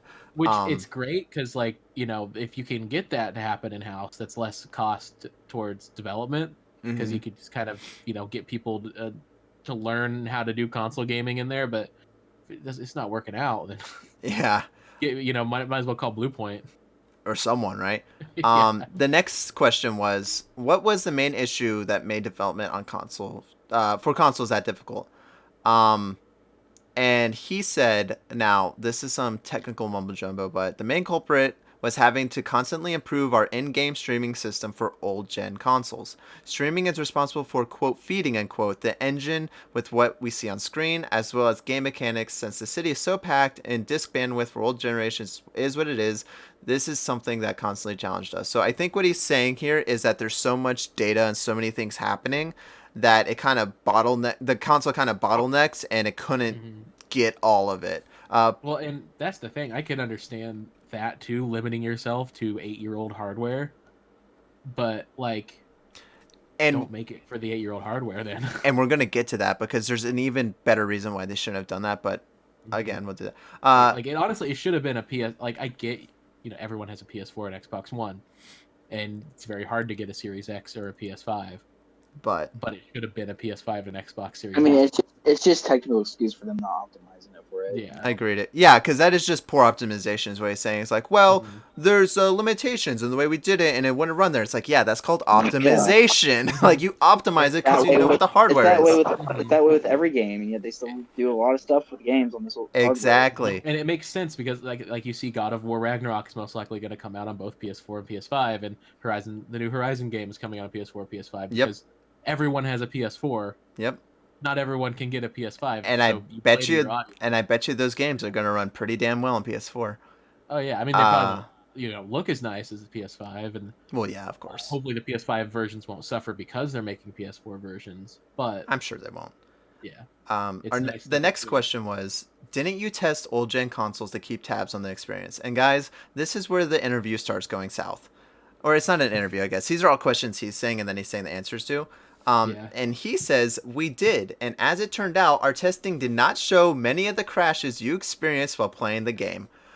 This is where my bullshit meter started going off. Well, the video they put out of them like driving down a single road and being like, look, it's running fine. Yeah. As we got closer to launch, we saw significant improvements each and every day, and we really believed we would deliver in the final day 0 update. That's why your roadmap has the next console update in late 2021. And but they have to say that, right? They can't just be like, we knew and just didn't do anything about it. Oh yeah, no, this is all PR bullshit. Yeah, they're covering their asses right now. We're sorry. Yeah, basically. The next one is fucking brilliant. Because as you know, I've been like, they lied to us. The whole review thing was terrible because they wouldn't let people use console review footage. Or even PC review footage. You had to use their review footage. And he explains that. And it's terrible what he says. So he says, why was there a gap between PC and console reviews? And he says, we started sending out PC review keys to start the review process in the first week of December. Come December 10th, launch day, we had a really good start with PC reviews, and while it's not perfect, this is a version of the game we were and still are very proud of. When it comes to the review process for consoles, at the same time PC codes were sent out, we were still working hard to improve the quality of the game on old gen consoles. Every extra day that we worked on the day 0 update brought visible improvement. That's why we started sending console codes for reviews on the 8th of December, which was later than we planned. No, it wasn't. You knew it was broken, so you didn't send out review codes so people wouldn't cancel their pre-orders. And the thing is, too, it's like, what were they going to release at the beginning of 2020? Yeah, like, honestly, this is supposed to come out like April or March. Because I get, like, there's people that are saying, like, well, why are you playing on Xbox 4? This is a PS5 and Xbox Series X game. It's like, no, it's not. No, it's We've not. already debugged that multiple times. They even say that the next gen versions apologists, and that's their and then they say like the last gen version. It's like, well, there is no next gen version. This is a last gen game that runs better on newer consoles. So they keep throwing that word out like it's your fault for playing it on an older console. It's like it's sorry we couldn't get it running on a 8-year-old console, Dude, but it has to be a vocal minority because not even that many people have the new consoles. no, yeah. But no, I'm talking about them too. Like with that argument, and they mentioned that word last gen consoles, and it's like that shouldn't be an excuse at all. Yeah, I agree. It's not. Because That's not. that was the generation you were making. Yeah, Like we've talked about this almost every time with CD Projekt Red, and it. I mean, it's a bullshit excuse, and that's all it is, an excuse. I agree. And then the rest of it, is just like he's talking about like, what are we gonna do going forward? What about the free DLC? What can we expect from the next gen update? Are you making the team crunch? Of course, he's like, no, of course not. Is it coming back to the PlayStation Store? And they're like, we're working with Sony to bring it back as soon as possible. Blah blah blah. It's like Sony will put it on when it's fucking done, you idiots. Because they don't want to be a part of the lawsuit you guys are already involved in. Which I bet you any platform selling that game right now is going to be mentioned in the lawsuit. That's why Sony was like, no, get out. We do not want to be a part of this. yeah. With Microsoft, they kind of fucked themselves. Yeah, because they have that whole... I still like the ideas of CD Projekt Red. This is one of those scenes I kind of feel the same way with Bethesda, where like I hope they learn from this and do better, do a better job next time. Now, if they do the same thing next time, it's just bad company. But I still like the game. Still looks like a good experience. I hope they just take all this to heart and just don't fuck up, Witcher 4 or whatever. Yeah, I agree. They just I don't know. It's hard because it's like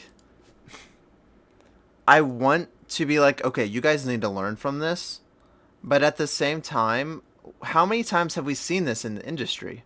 Like, how many games have we seen lied? If you want to go that way, it's a bigger issue. Yeah. Well, and that's right. kind of my point. Is like we've seen this time and time again where these companies lie to us. They release broken shit. They release games that don't have things in them. No Man's Sky is a big one. Battlefront 2 is a big one. There's the Division. There's so many games, so many big AAA games release where people false advertise. They lied to us. They didn't release reviews until the very end. The only difference is this was supposed to be the next GTA 5. Like this was like the big one. Yeah. I mean, I tell you how I've adapted as a consumer. I don't buy stuff. I don't buy them when they come out. I wait. Yeah. It's completely because of this. It's changed my philosophy as a consumer to just not buy stuff when they come out. They don't get my money until I see proof that it's fine. So yeah, and that's why I kind of have that individual perspective. I do.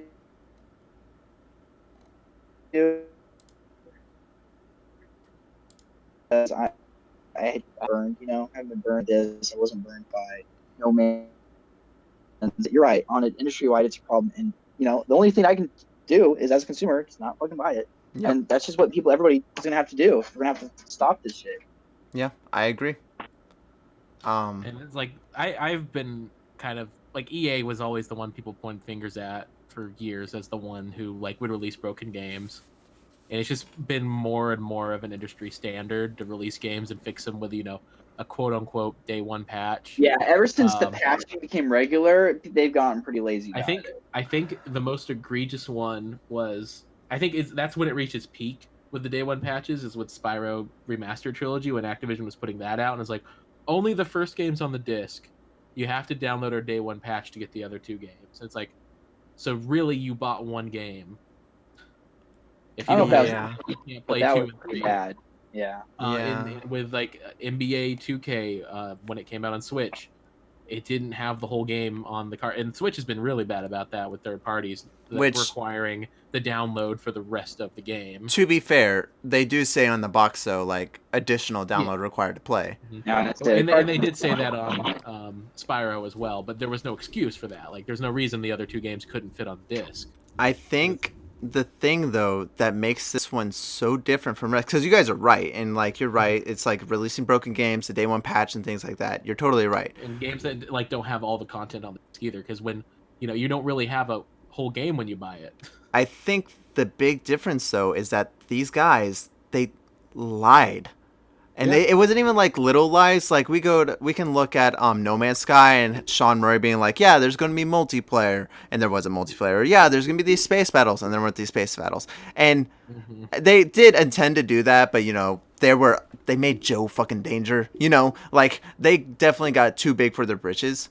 Mhm. But the thing was, they weren't doing the thing CD Projekt Red was telling us like weeks in advance, prior to the release, like, oh, it runs surprisingly well on PS4. It looks And another great. thing too. Look at this hour-long footage that we released. Mm-hmm. Implying this is what it's going to look like on everything. It's going to run this well on everything. And then they're still sticking with their guns, being like, we didn't experience these things in Q&A. Well, guess what? Yeah. Your Q&A fucking sucks then. Yeah, they need to fire that fucking team. Like that's Well, that's what you're telling me right here is either A, you're lying, or B, they fucking suck. I don't know, just be like Sega, where they just have the QA team. We're like, yeah, we know the problems are there. We're still releasing it. Which And just own that's up what to they're it. doing, but now they're doubling down on the lies, and it's probably I mean, because they can't own up to it, legally speaking. exactly they have these lawsuits But- now. They know they're being sued by investors. They're probably going to be sued by consumers. So this is probably a legal thing that they're doing where they're trying to be like, listen, this is why. Please don't sue us. And most people are probably like us, being like, we see through your bullshit.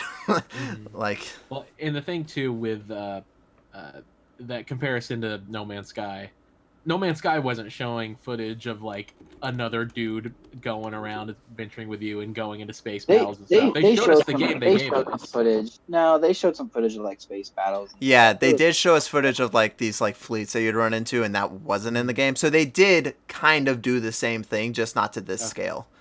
But that was also different because the game didn't like functionally look or run different than what they showed us. That specific Yeah. feature was just out. Which CDPR, there are features that are out that they did say would be there, like the whole police AI and things, or you can like get corrupt cops and pay them off and things like all that's not in the game. And so there's a lot of things that they did say were going to be in the game that aren't. But there is one more thing, guys, that I want to tell you, and it comes from a different article. So that was the PUBG video, and then good old D-bag Jason Schreier. He's not a D-bag, I guess. He's just a thin-skinned pansy. Over on Bloomberg, he's been doing a huge research report, which honestly, that's the only good thing Jason Schreier's good at is his essay pieces on things like this. Because he has a lot of connections, so he can get really deep in there. It's a huge article, which like talking about what went wrong, has interviews with like 20 different developers of the game and things like that. It's like a whole different thing. It's a whole thing. You should go read it. But there is one thing that stuck out to me, and I'm like, what the fuck? This is just terrible leadership. And it's that CD or Cyberpunk development didn't really start until 2016. Yeah. Which is insane. I mean, it makes sense with how much they made. It's the thing is too. It's like they probably. They announced it. 2012 is when they announced it, right? Yeah, it was. Yeah, it was. I think wasn't originally supposed to be like a PS3 game. No. No? They announced it in 2012 and said it's coming when it's ready. Mm-hmm. Like, it The was thing is, obvious too, it wasn't coming for a long time. and that's something I suspected too, was that it hadn't been in development that entire time. Like at least what we got wasn't in development that entire time. Mm-hmm. Yeah. I'm assuming they could have been in development the whole time, but that they probably scrapped everything and restarted at some point, Mm-hmm. which probably would have been the 2016. Well, date. CD Projekt Red they were a small team in 2012, and Mhm. it wasn't until Witcher 3 success that they really upped the studio and got a lot more people. So they probably weren't really working on Cyberpunk, which begs the question, why the fuck did you announce it so long ago? Mhm. That's mistake number one right there. Don't pull a Bethesda Mhm. and announce Elder Scrolls 6 3 years ago, even though we're not going to get it for 9 years or whatever. And that's also something that's been kind of a problem in the gaming industry. We see less of it now. Usually, when a game is announced, you see something with it, other than like Indiana Jones, of course. Or Well, actually, I think it happens a lot still. Yeah, I don't know. It's kind of hard for me what I want to say, but like it became a big trend to just be like, here's this game, Yeah. here's some footage, maybe here's a logo. It's coming out in a couple years. It's coming out in a couple more years actually. We're gonna Yeah. delay it. The It's Kingdom like Hearts okay, 3, okay, stuff like that. yeah. Yeah. And the worst I think, and the most disappointing was the Fire Emblem Shin Megami Tensei crossover. Yeah. Okay, I get what That you're was saying. that So was yeah, cuz there's like felt that, there epic. was The Last Guardian, there was Kingdom Hearts 3, Final Fantasy 15. Like yeah, I know what you mean. Hmm. So, but I just it begs the question if they actually started development in 2016, why didn't they say, okay, here's the plan. We're going to release this in 2021. We're going to do a 5-year dev cycle, which is normal for games. Hmm. That is a normal dev cycle for video games. 4 years, no shit, it's so broken. You rushed it for no reason. Well, I know the reason. It's because you announced it so damn early.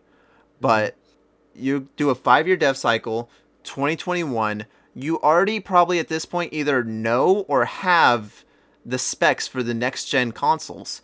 So you say, we're not going to do PS4 and Xbox One. We know they have a big install base, but the game we want will not run on those. So we're going to focus next gen 2021. It'll be out already like a year and a half, a year, whatever. They don't know the pandemic's happening at this point. And we're going to release it then. They'll probably have 30 million combined install base. It's going to be one of the biggest games on PC. We'll be fine.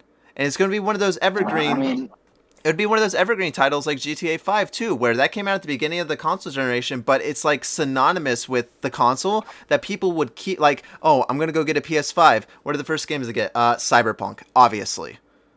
You know, just like with the Xbox, it was Minecraft or in GTA 5. Like people in 2016, you get an Xbox, I gotta get GTA 5 too. That's one of the games that you get. So, hindsight is 2020 is the thing. You can only prep for so much. but I think Uh, like looking at 2016, I think that's the smart decision to do because I know the 80, 90, 100 million install base is we know that tempting, but we know you that now, but back then, I mean, there's so many other variables, and I don't know. It almost bridges into a conversation about expectations of games and like the pressure to get them out in certain ways. And a lot of that's financial based, investor mhm stuff like that. But this almost bridges that conversation and like, when is the right time for them to announce? When? How much should we expect of them? mhm Um, Stuff like that. Because that seems to me the biggest problem. I mean, it's rushed. Why is it rushed? They wanted to get it out to get those sales to you know get that revenue for the people who invest in them. yeah, And a lot of consumer push was on them to get it out because that's we expected it because of an earlier announcement. So exactly. So I think them announcing it so early, which again, it is hindsight because you know they were not the CD Projekt Red that they are now. They were small. yeah, So they were yeah. like, we want to hype you up about this game. Like, hey, look at us. This is really cool. We have this idea. People like Cyberpunk. And it's like, oh, yeah, that is really cool. Um, and then after Witcher 3, like, exploded, they probably were like, hey, don't look away. We're also making this. And it's like, oh, shit. Witcher 3 was awesome. This is going to be great. And then, yeah, it probably was just that pressure of, okay, it's been 3 years. It's been 4 years. You put a date. Oh, now you're gonna delay it. Now you're gonna delay it again. And of It, course, it's it's got to be poor just time management on their part, poor management in general. I agree. Yeah, I think the management is to blame completely for Yeah, this. Like it is through and through terrible management. Hmm. Because the game there, like there are, that's all you hear is like there are great parts to it. The story's great. Like when it runs, it's awesome. It's beautiful. So the developers probably did their job. It's just they needed more time, and we're seeing that with the roadmap. We're not getting the next gen patch for like a year after release, and they were saying like January or February, which they knew wasn't true. But that again, that's Hmm. not the developers saying that. That's PR saying that. That's like no, no, no. Buy your game on PS4 because you can play it on your PS5 in like a month. It's fine. It's fine. And it's like, oh wait, no, you can't. Just kidding. And they obviously, it's also strategic that they release this a month after release because remember, it came out December 10th, and they yeah. just released the quote unquote apology or whatever January 14th. Oh yeah, this is all PR Yeah, bullshit. they wanted to get all those holiday sales, all those Christmas sales, and then they'll apologize. They'll be like, oh, now that we got our millions, we're sorry. Yeah, doing the old BP. Oh, we got all of your money, but we're sorry. So, but you're right. They're gonna have to. We're not gonna hear about Witcher 4 until it's like releasing that year. Yeah. They're not gonna announce that game until it's actually ready and done. Do you guys think that would be better just for this industry in general? Just to Yeah, announce it, years abs- coming out. absolutely. I think Sony's actually been better about this. They used to announce games really early and then never see them, but they've been pretty good about. So they'll tell us a game, like they'll be like, "Hey, we're making Horizon, the next Horizon." It's like, "Oh, that's awesome," and then we won't hear about it at all. Like the only thing we heard Mm-hmm. about Horizon is that it's coming out this year, and we saw that first teaser thing at the end of the show. Then we don't hear So anything. here begs the question: how much of this is our fault? As the fans or the consumers or whatever you want to call us. How I much of us do we have? I don't I'm like. not saying that. I'm not using that as an excuse. I'm Yeah, just yeah. kind of, in general talking on an No, industry yeah. level. I see. It's a difficult beam to balance. I don't ever want to really put blame on the consumer only because the whole point of the industry is to entice the consumer because this is an entertainment industry. So of That's course fair. you want audiences to be hyped. You want them to be excited for games. But I think there's a balance to that, and you don't want to get too hyped because we saw the hype. We talked about it so many times how we were not that excited for this game, but it was obvious so many people were balls to the wall like this is it. I've dropped 3,000 on a computer for this I game mean, like I'll admit, I was kind of surprised that this hill was the hill that people were going to die on for the game. Like GTA 5, I get. Next Elder Scrolls, Fallout, whatever, I get that. mhm. Even No Man's Sky from the concept alone. But this game, I mean, it looked cool, but Yeah. I didn't understand why this was the game of the decade or Yeah, whatever. the end all be all So games. for so many people, you And it know, still is. Like some people, you see them. yeah, People defend this game. They're like, it is the best game ever. I'm like, why? Why are you? It seems like it's pretty run of the mill. Like there's nothing too special yeah, it about it. looks like a neat, first person, Deus Ex Machina type of game, with some open world elements in there. But like, I don't know. I just never understood why this one got as much hype as it did. I guess, I don't know. and I'm not even saying that as a bad against them because it looked neat. It was Mhm. just, it's crazy how fast that hype train moved. Agreed. Agreed. Especially with so little. Like, Mm-hmm. because they did announce it super early, but we didn't really see it till 2019. That's when they started talking a lot and showing trailers and stuff. But it wasn't like Kingdom Hearts 3 where they kept showing it and kept doing things with it and like generating so much hype with trailers and stuff. They showed like an hour gameplay of it, which in hindsight makes sense because that was probably all that was done in the game when they showed it. But Yeah. I don't know. Jake, do you have any ideas why this game was so hyped? I just think it was because it looked cool. I think they kind of played to the audience they were going for. They're like, we haven't really had a GTA competitor in a while. Mm-hmm. And I think just that like freshness in the industry, plus, you know, people that love The Witcher were already on board because of CD Projekt Red. Mm-hmm. Yeah, The Witcher did contribute. Yeah. So I think it was just a mixture of like people who loved Witcher and people who like are liked how the game looked and how the world was and what they were promising us. It was kind of a Watch Dogs scenario. So Yeah. everyone was really hyped Yeah. for Watch Dogs when it came out, and then nobody talked about Watch Dogs after it came out. That is a good comparison. And I mean, you see the clickbait articles, of course, like player beliefs drops off 85% after release. It's like, well, duh, it's a single player game. People aren't going to be playing it forever. Yeah, there's only so much you can play. But I do think that Cyberpunk is going to go the way of Watch Dogs, where it's a game that a very vocal, minority of people love it. They'll talk about it forever. They'll have it as their profile picture, just like with Watch Dogs. Because you still see people that have like Watchdog posters. Aiden Pierce has their profile picture. Like, they're super into it, and everyone else is like, yeah, it was fine. Like, I enjoyed things. I like the world. The Watch Dogs world is cool. The game was fine. This one obviously being much more negative than that one, but I think at the end of the day, after the patches and stuff, and people can actually play it, they'll be like, oh, this was a really pretty game with some cool cyberpunk stuff. I like the aesthetic of it. Yeah, from what it sounds like, once we get to that point, that will be kind of the main opinion. But and then after that, they'll be like, but God of War Ragnarok's already out on PS5 and it looks amazing, and it's kind of already stolen your thunder, no pun intended. Yeah. Like, at that point we're gonna have, because this was going to be like the first next gen game, and they ruined it.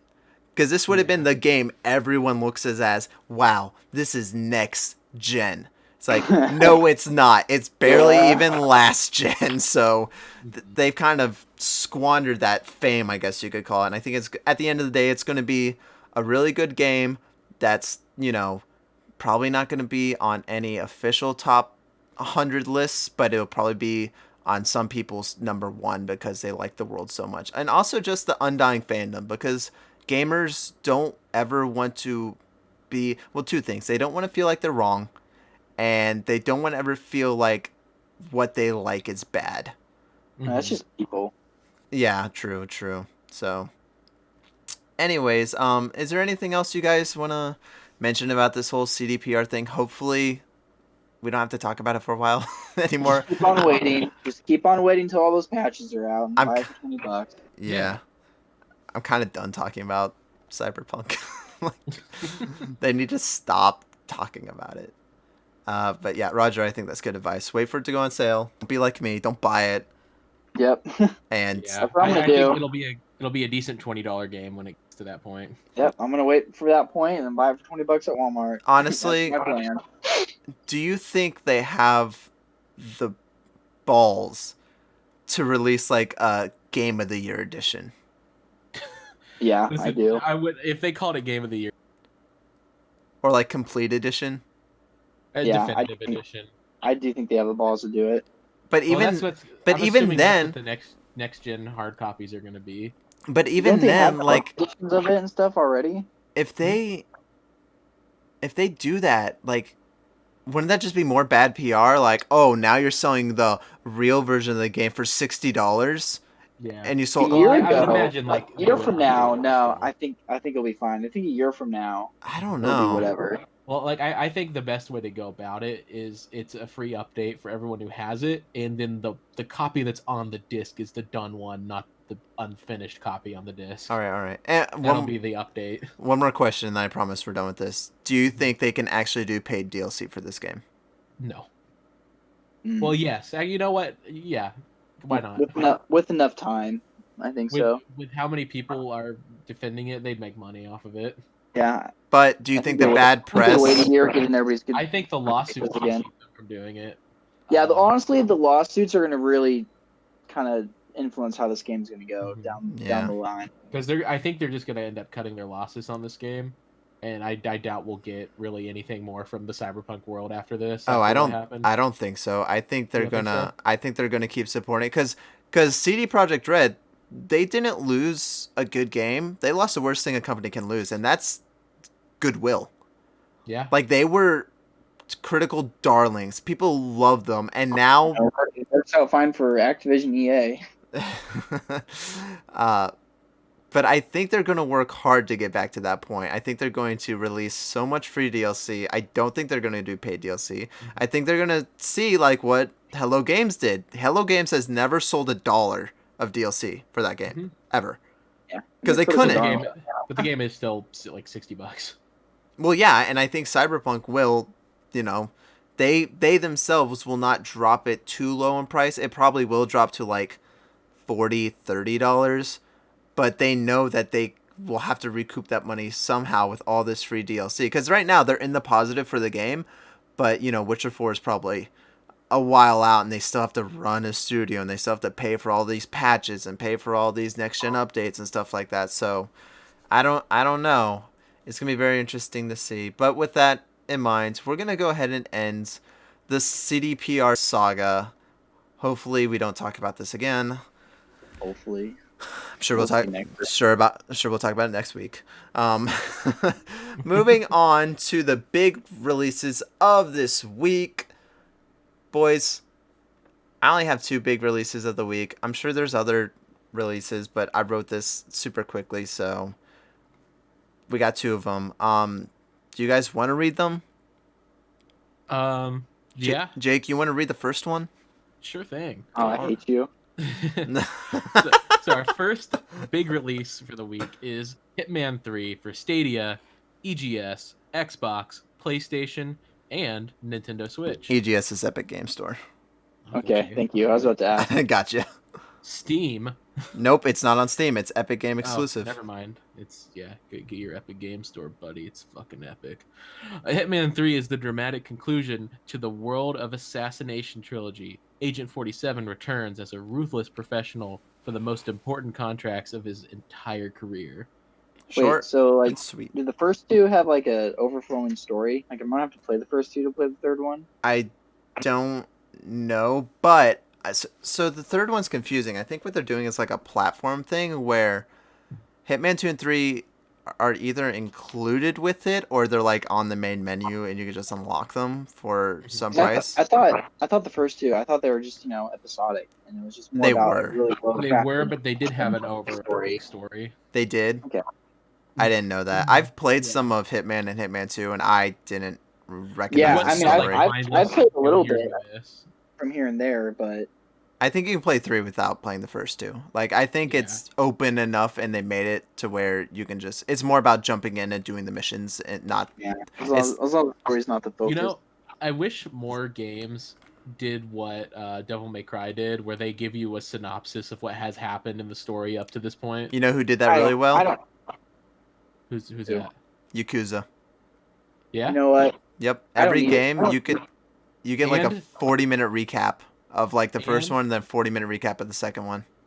Oh That's my cool. god. Yeah. I don't need who it. else I also don't did need a that game to well? do that. Yeah. You know who else also did that well? Who, Jake?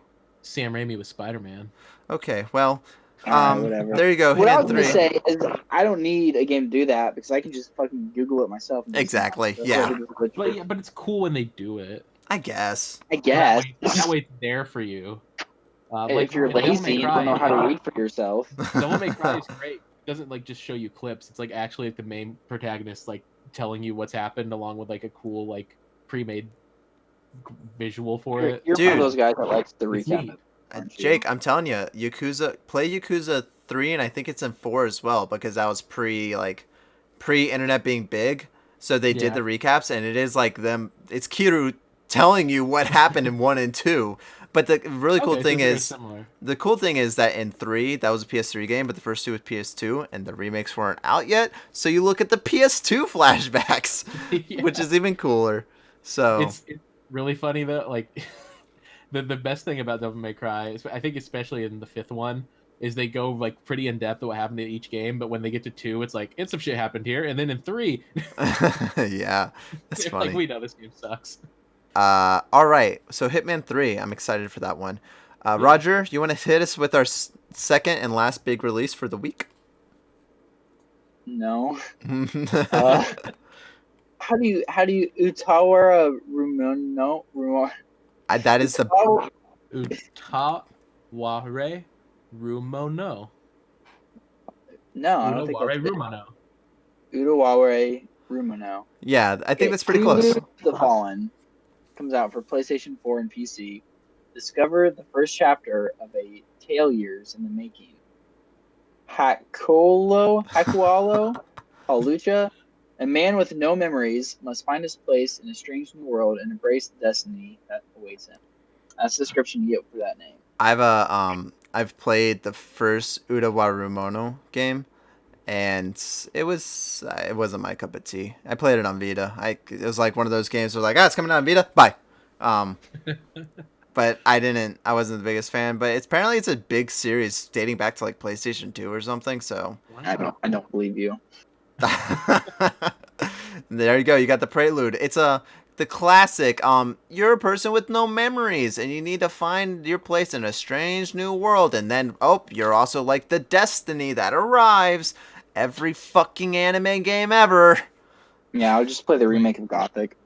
Yeah. This sounds like an original plot. Yeah, I know, right?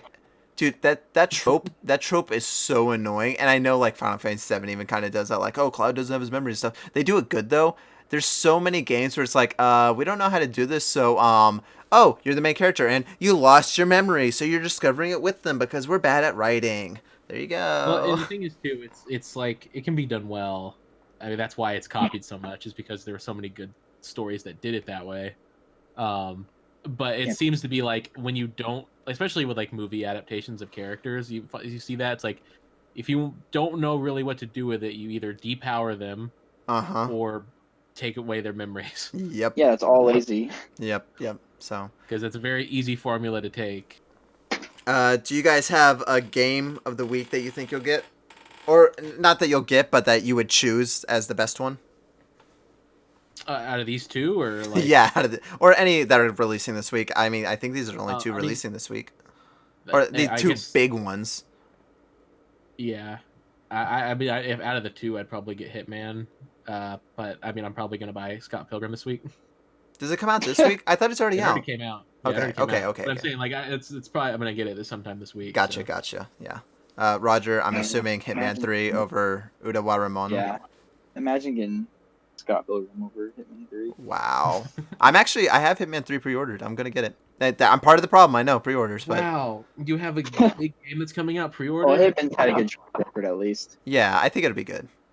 So Shocking, Andrew. I'm I excited to never play that. pre-order games. And I don't want to hear you. I don't want to hear it. Okay. Someone's got to run this show. So obviously yeah, Hitman 3. I didn't even know there's a next Utawar. But why am I I even didn't saying? I didn't know there was a first one. Dude, I'm telling you, there's like tons of them. You know what? We're about to end the podcast. I'm gonna give you guys You're gonna translate it? no. No. I'm going to go on Wikipedia. You're gonna get me addicted to a crap series now. that The nobody's first- ever heard of. Game. Oh, it's a novel. Is it a light novel? Oh no. Oh, it's a adult tactical role playing visual novel. Gotcha. Oh, it's Um, a visual novel. Speaking of visual novels, they're making another Fate Stay Night series. I guess they already came out with some movies for the third half for that. Oh, cool. I like Fate Stay. Yeah, me too. There's 3 Um, paths, and they've adapted 2 of them, and now they're making a movie trilogy for the third path, which apparently is the best one. I thought the first 2 were pretty cool. Yeah, I thought the first 2 were pretty good. So, I'm trying to see how many games are Jake, in have you this. seen that series? What was the series name again? The Fate Stay Night series The / Fate Stay Night. Fate Zero. I've heard of That's a it. no. That's a no. If you have to I think repeat, I have. The I think what I got, series? I think I have one of the Fate things on something. you gotta Okay. watch that. You gotta watch Okay. those 2 series at some point. Okay. I don't. Have you watched ReZero? Fate Zero is one of my favorite animes of all time, personally. So Okay. Well, if it is, I'll watch that and Welcome to the NHK someday. please, nobody else has seen that. I'm the only person alive that's seen that. Listen, Welcome to the NHK is very difficult to find. The first Utawaremono game was released April 26, 2002 for PC, and then it was ported to PS2, PSP, PS4, PlayStation Vita, and it has 2 sequels. Well, 1 sequel and then a prequel. So there you go. It's a long-standing heroine tale, and the new game comes out, and you guys should buy it, I guess. I don't know. Do what you do. Get Hitman before that, though. I guess I'll buy it. Because it's $60, so get Hitman over it. Jesus Christ, $60. Yep. So, tradition dictates that I ask you guys, is there anything else that you would like to discuss? Any questions, comments, concerns, thoughts, ideas? I think I got everything out that I needed to. All right. Roger, how about you? Yeah, I don't have any thoughts or ideas. All I'm right. excited for E3. That's not going to happen again this year. I think they'll do something this year. I think they were caught off guard last year. This year they know, though. I think we'll see some digital type of Yeah, but I mean, it won't bonanza be the same. time. We won't have No, a car on stage. they might. You never know. We'll have a guy ride a motorcycle into the room and then crash fake into. crap fall into a TV. Oh I'm ready for man. another ride. Shout out to Ubisoft. All right. Well, with that being said, Roger, thank you so much for joining me. It's always a pleasure. Jake, thank you for joining me. It's always a pleasure. Pleasure's all mine. Audience, of course, thank you so much as well for listening to this or watching this, however you get this podcast. If you like what we're doing here, make sure to give us a positive rating on iTunes, Google Podcasts, or wherever you listen to your show. It really helps out a lot. Also, make sure you check out the YouTube channel at youtube.com/thatoneandrew, where full recordings of this podcast are posted along with a plethora of other videos. I know how to make thumbnails now. Did you guys check out the new thumbnail? Yeah, No. it's good. So what I do before, I used to just put the logo or whatever, the gaming block picture. Yeah, I know that one. But now what I do is I find a picture that like kind of goes with the topic. So like last week I found a picture of what was it? The Ghostwire Tokyo. Oh. It was just like the normal image, and I put that as the thumbnail with our logo in the corner. And I'm going to start doing that for all of them. That way it adds more color, more pop to the YouTube. So, yeah, it was pretty cool. I liked it. It makes the channel look more professional and not like a 4-year-old's making it. By the way, we also have our very own Patreon now. So if you'd like to support us monetarily, head over to patreon.com/thatoneandrew. We appreciate any and all patrons. If you donate high enough, you can get your name read at the end of the show. If you want to do that, I don't know why you would want to do that, but you can do it. Anyways, again, thank you so much for joining us. Boys, it's always a pleasure. See you in the next episode. Goodbye.